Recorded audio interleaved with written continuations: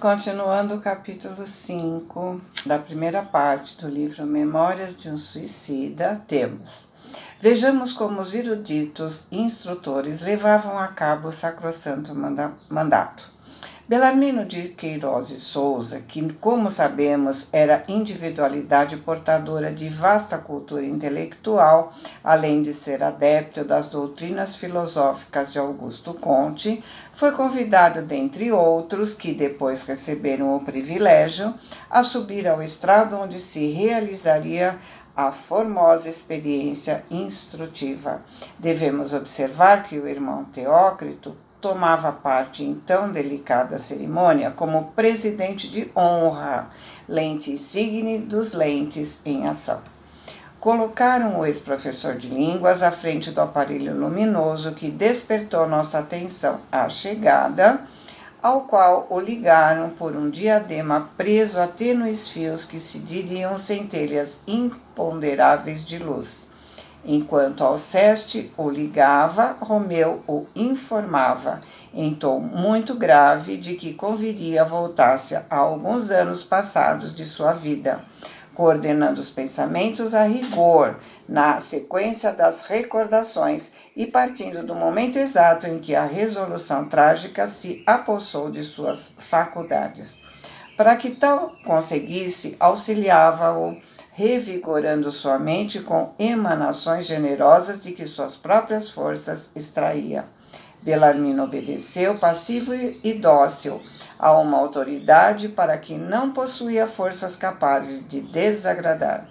E recordando, reviveu os sofrimentos originados da tuberculose que o atingiu, as lutas sustentadas consigo mesmo diante da ideia do suicídio, a tristeza inconsolável, a verdadeira agonia que se apoderou de suas faculdades em litígio entre o desejo de viver, o medo da moléstia impiedosa que avassalava sua organização física, supliciando-o sem tréguas, e a urgência do suicídio para, no seu doentio modo de pensar, mais suavemente atingir a finalidade a que a doença o arrastaria sob atrozes sofrimentos. Porém, à proporção que se aproximava o desfecho, o filósofo contista se esquivava, resistindo à ordem recebida. Suores gelados banhavam sua fronte ampla de pensador, onde o terror mais e mais se acentuava, estampando expressões de desespero a cada novo arranco de lembranças dolorosas. Entretanto, o que mais surpreendia era que na tela fosforescente a qual se ligava, iam se reproduzindo as cenas evocadas pelo paciente, fato empolgante que a ele próprio, como a assistência, facultava a possibilidade de ver, de presenciar todo o drama amargo que precedeu o seu ato desesperador e as minúcias emocionantes e lamentáveis do execrável momento. A esse seguiam-se as tormentosas situações de além-túmulo que foram consequentes, né? O drama abominável que o surpreendeu, as confusas sensações que durante tanto tempo o mantiveram enlouquecido. Enquanto o primeiro operador auxiliava o paciente a extrair as próprias recordações, o segundo comentava-as, explicando os acontecimentos em torno do suicídio, antes e depois de consumado, como emérito professor a esclarecer ignorantes em matéria indispensável. Fazia, mostrando os fenômenos decorrentes do desprendimento do ser inteligente de seu casulo de limo corporal, violentado pelo desastroso gesto contra si mesmo praticado.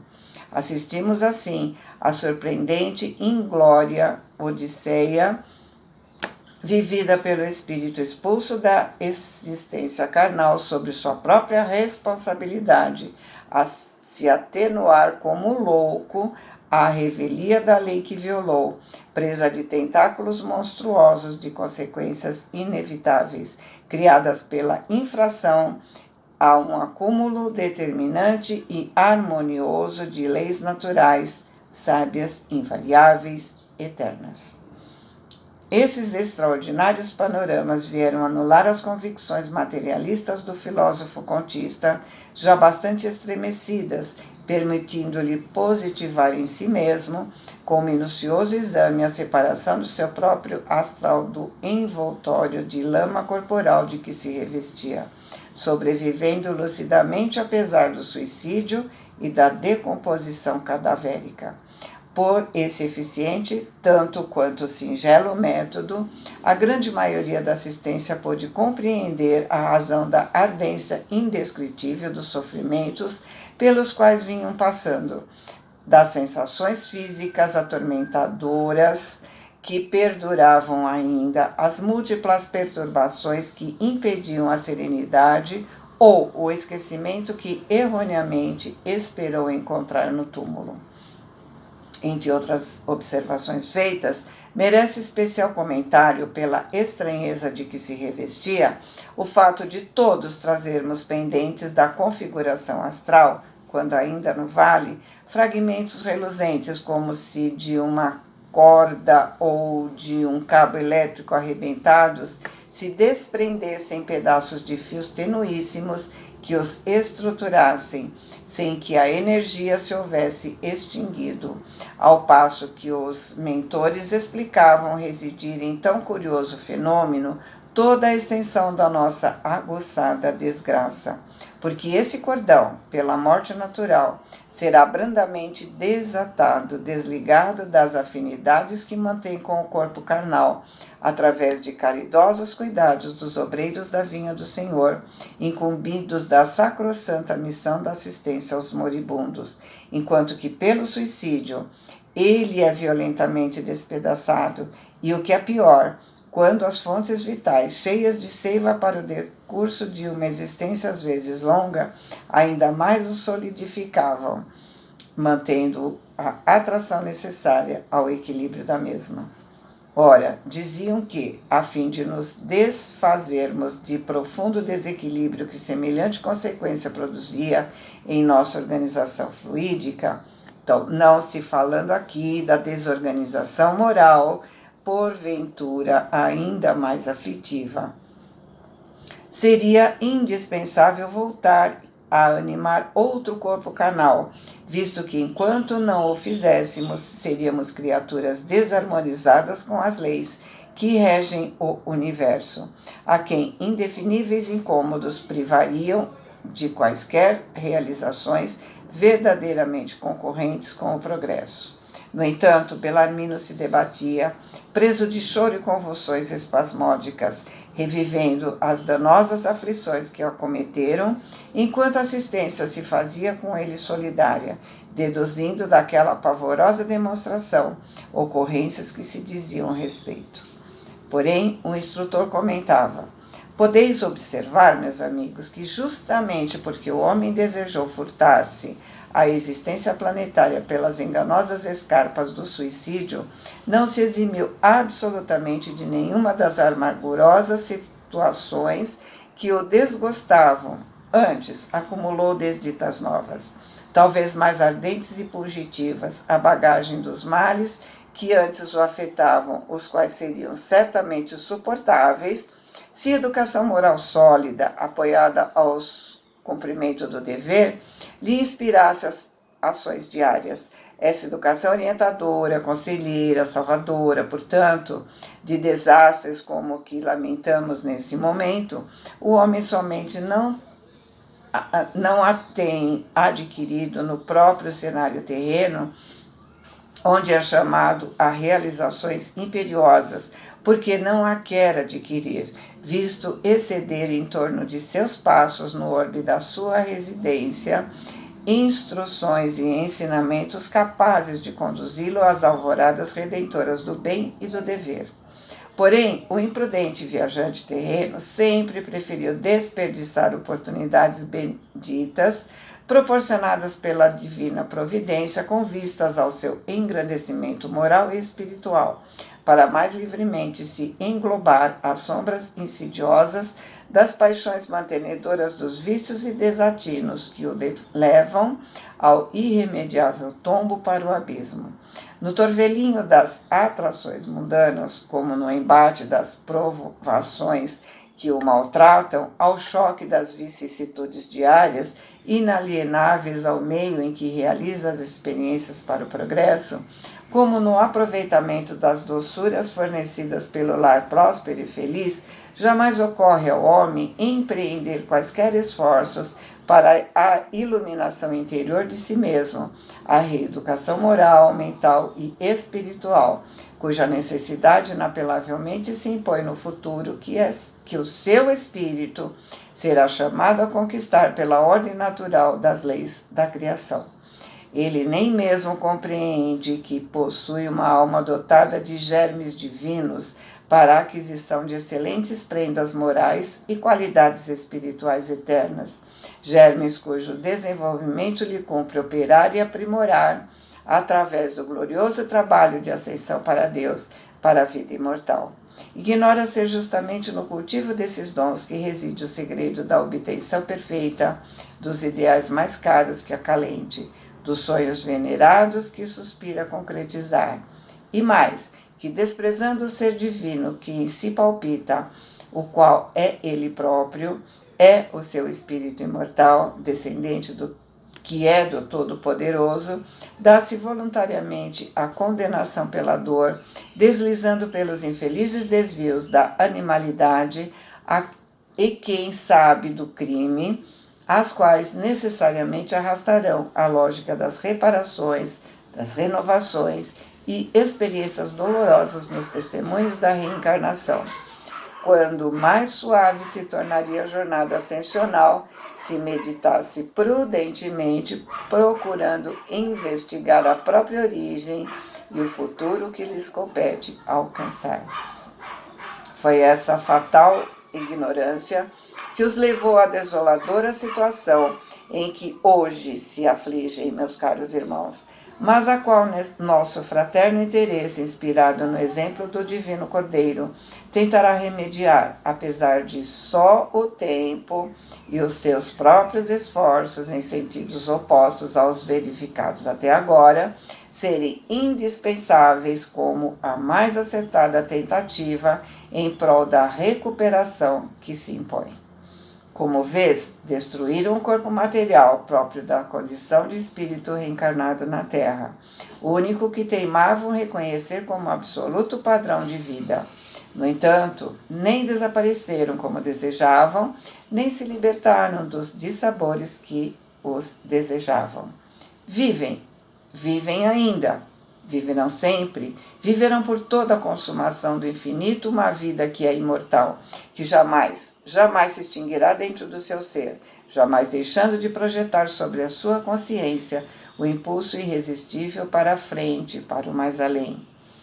É que são a candeia de valor inestimável, fecundada pelo foco eterno, que entorna a sua imortalidade por sobre toda a criação, que de si irradiou, concedendo-lhes as bênçãos do progresso através dos tempos, até atingir a plenitude da glória na comunhão suprema de seu seio. O que contemplam em si mesmos nesse momento inesquecível e solene para vocês, a se refletir da sua mente impressionada com os acontecimentos sensacionais que lhes dizem respeito, de certo marcará etapas decisivas na trajetória que insofismavelmente desenvolverão através do futuro.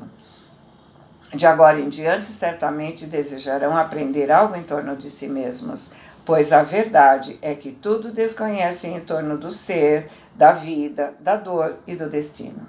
Malgrado os pergaminhos que ostentavam com galhardia na terra, malgrado as distinções e honrarias que tanto assentavam as suas insonsas vaidades de homens divorciados do ideal divino. Reanimado pelos sábios distribuidores da energia magnética, Belarmino voltou ao lugar que ocupava na assistência, enquanto outro paciente subia ao estrado para novo exame demonstrativo. Porém, voltava refletindo no semblante, antes abatido e carregado, uma como aleluia de esperanças. Ao sentar-se ao nosso lado, apertou furtivamente as nossas mãos, exclamando: Sim, meus amigos, eu sou imortal. Acabo de positivar, sem sombra de dúvida, em mim próprio, a existência concreta do eu imaterial, do ser espiritual que neguei. Nada sei, nada sei. Cumpre-me recomeçar os estudos, mas só aquela certeza constitui para mim uma grande conquista de felicidade. Eu sou imortal. Eu sou imortal. Nos dias em que seguiram, fomos levados às mesmas reuniões para examinar com minúcias penosíssimas os atos errôneos praticados no transcurso da existência que havíamos destruído, observando o emaranhado de prejuízos morais, mentais, educativos, sociais, materiais, que nos arrastaram ao detestável resultado a que chegamos. Assistidos pelos mentores pacientes, retroagimos com o pensamento até a infância e voltamos sobre os próprios passos e muitas vezes banhados em copioso pranto e invariavelmente desapontados, nos confessamos os próprios autores dos desenganos que nos abateram nas nuvens do suicídio. Como agimos mal no desempenho das tarefas diárias que a sociedade impunha, como nos portamos selvagemente em todas as horas, apesar de o verniz da civilização de que nos orgulhávamos. Integrando a represa falange, muitos haviam patenteado o fruto nefasto da escassa educação moral obtida nos lares destruídos da verdadeira iluminação cristã. Jovens que, apenas saído da adolescência, haviam tombado sem defesa ao primeiro choque com as contrariedades comuns à existência terrena, preferindo a aventura do suicídio, completamente desprovidos de ideal, de senso, de respeito a si mesmo, à família e a Deus. As desgraças por eles encontradas, além do suicídio, eram como terrível atestado, o pavoroso libelo contra as irresponsabilidades dos pais ou responsáveis por eles à face de Deus. A prova infame da desatenção com que se portaram, deixando de diligenciar sólida edificação moral em torno deles. Para tais casos, soubemos que os insensatos pais, que permitiam asas às perniciosas inclinações dos filhos, sem tentar corrigi-las, favorecendo assim ocasião aos desequilíbrios desesperados de que o suicídio foi o lógico resultado, futuramente deveriam prestar severas contas às soberanas leis. Depois de tão complexos exames, voltávamos a novas reuniões a fim de aprendermos como, de preferência, devíamos ter agido para evitar o suicídio, quais deveriam ter sido os atos diários, os empreendimentos, se não nos afastamos do raciocínio inspirado no dever, na fé em nós mesmos e no paternal amor de Deus. Em vários casos, a solução para os problemas que abriam as portas para o abismo se encontrava a 2 passos de distância do sofredor. Sugeria o socorro enviado pela providência ao seu filho bem-amado dentro de alguns dias, de poucos meses, bastando somente que este se encorajasse para a diminuta espera, em glorioso testemunho de verdade, paciência e coragem moral, necessário ao seu progresso espiritual. Então, concluímos com decepcionante surpresa que a vitória e até a felicidade teria sido fácil, se buscássemos no amor divino a inspiração para os ditames da existência que desgraçadamente destruímos. Essas instruções proporcionaram sensíveis benefícios a todos nós. Repetiam-se a cada 2 semanas, havendo os dignos mentores a elas adicionadas proveitosas palestras educativas. Em nosso aspecto geral, apresentávamos melhoras prometedoras, enquanto suaves esperanças segredavam edificante consolo em nossos corações doloridos. a presença dos instrutores passou a constituir motivo de imensa satisfação para nossas almas convalescentes de tão ásperos desesperos. As palavras que nos dirigiam durante as lições eram como refrescante orvalho sobre a combustão de nossas aflições, e suas palestras e instruções, o trato carinhoso e compassivo dos gabinetes, outras tantas razões para nos considerarmos esperançosos e confiantes. Porém, jamais os víamos a não ser naqueles momentos oportunos, e quando em presença deles tanto nos intimidávamos, apesar de ternura que nos dispensavam, que não nos animávamos a pronunciar sequer um monossílabo sem primeiramente sermos interpelados. Em pouco mais de 2 meses, estávamos habilitados a amplas induções, cotejando as lições recebidas e sobre elas maturando o recolhimento de nossos apontamentos. Das análises levadas a efeito, resultava a certeza cada vez mais esclarecida da gravidade da situação em que nos encontrávamos. O fato de estarmos aliviados dos exuberantes incômodos passados não aplicava diminuição de culpabilidade.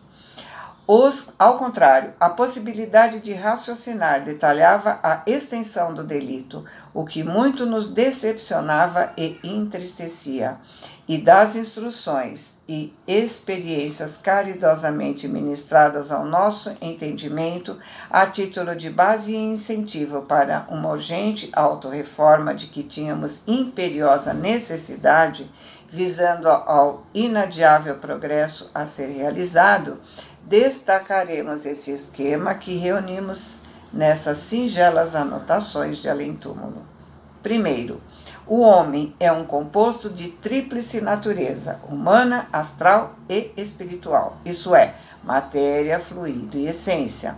Esse composto também poderá ser traduzido em expressão mais concreta e popular, assimilável ao primeiro grau de observação: corpo carnal, corpo fluídico ou perispírito, e alma ou espírito, sendo que do último é que se irradiam a vida, inteligência, sentimento, etc, etc. Centelha onde se verifica a essência divina e que no homem assinala a hereditariedade celeste. Desses 3 corpos, o primeiro é temporário, obedecendo apenas à necessidade das circunstâncias inalienáveis que contornam o seu possuidor, fadado à desorganização total de sua própria natureza putrescível, oriunda do limo primitivo. É o da carne. O segundo é imortal e tende a progredir, desenvolver-se, aperfeiçoar-se através dos trabalhos incessantes nas lutas dos milênios.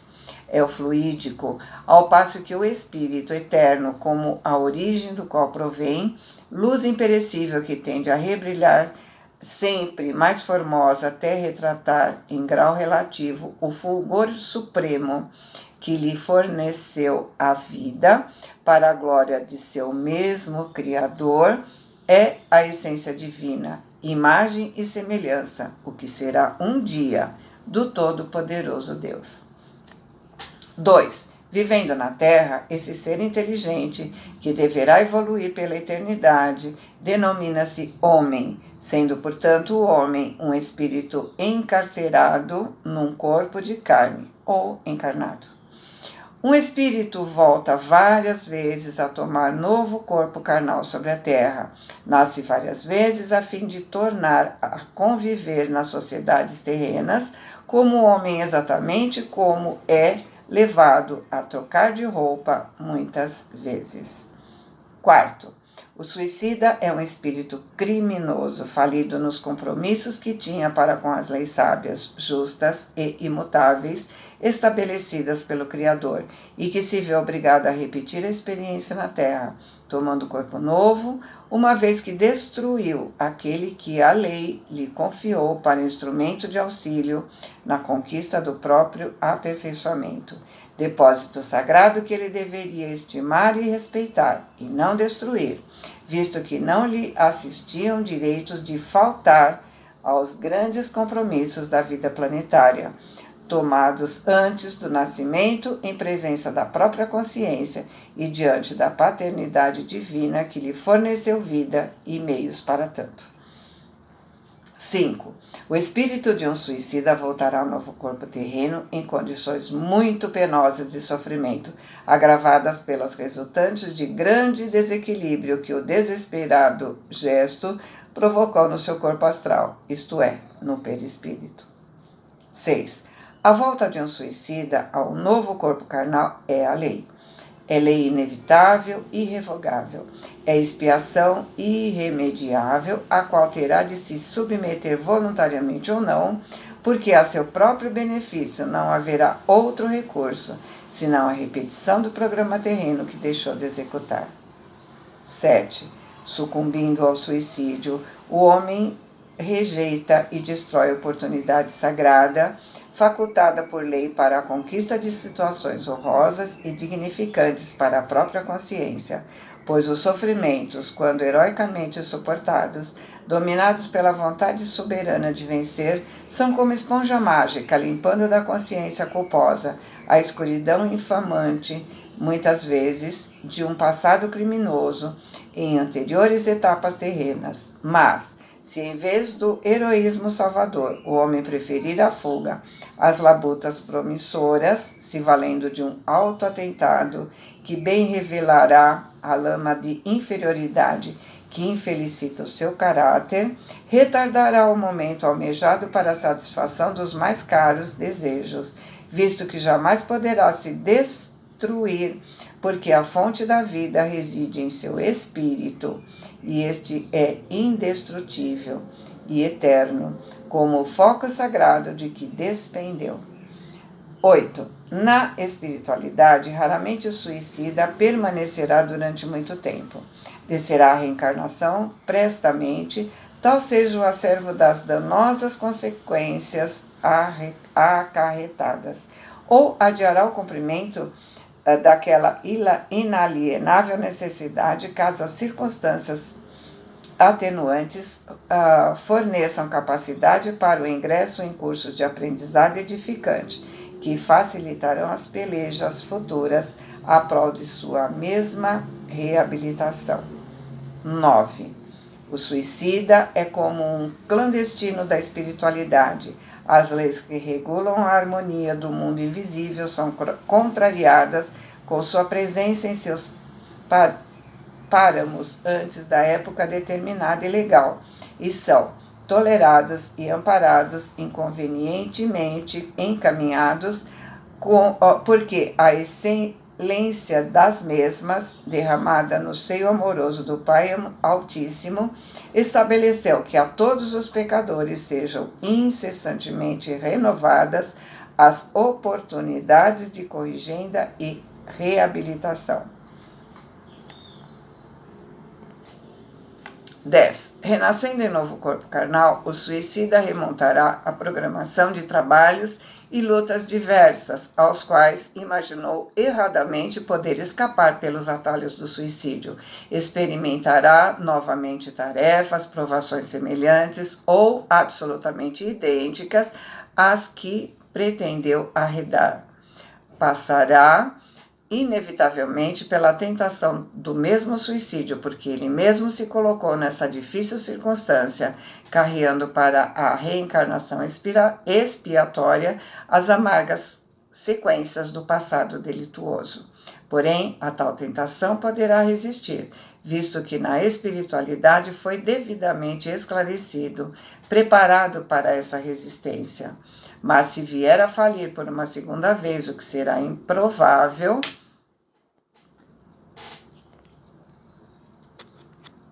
sua responsabilidade se multiplicará, multiplicando-se por isso mesmo desastrosamente as séries de sofrimentos e ações reabilitadoras, visto que é imortal. 11. O estado indefinível de angústia inconsolável, de inquietações aflitiva e tristeza e insatisfações permanentes, há situações anormais que se decalcam e sucedem na alma, na mente e na vida de um suicida reencarnado, indescritíveis à compreensão humana e só assimiláveis por ele mesmo, somente lhe permitirão o retorno à normalidade ao findar as causas que as provocaram, após existências expiatórias, testemunhos severos, onde seus valores morais serão duramente comprovados, acompanhando-se de lágrimas ininterruptas, realizações nobilitantes, renúncias dolorosas de que não poderá se isentar, podendo tão dificultoso labor exigir dele a perseverança de um século de lutas, de 2 séculos, talvez mais, tais sejam o grau dos próprios deméritos, as suas disposições para as refregas justas e inalienáveis. Tais deduções não nos deixavam absolutamente ilusões sobre o futuro que nos aguardava. Portanto, cedo compreendemos que na espinhosa atualidade que vivíamos, um roteiro único se apresentava como recurso a possíveis suavizações em futuro, cuja distância não podíamos prever. Submetemo-nos aos imperativos das leis que havíamos infringido, observamos conselhos e orientações fornecidos por nossos amorosos mentores, deixando-nos educar e guiar ao sabor do seu alto critério, como ovelhas submissas e desejosas de encontrar consolo supremo de uma família. E assim ele termina o capítulo 5. Boa semana, fiquem com Deus, amo vocês.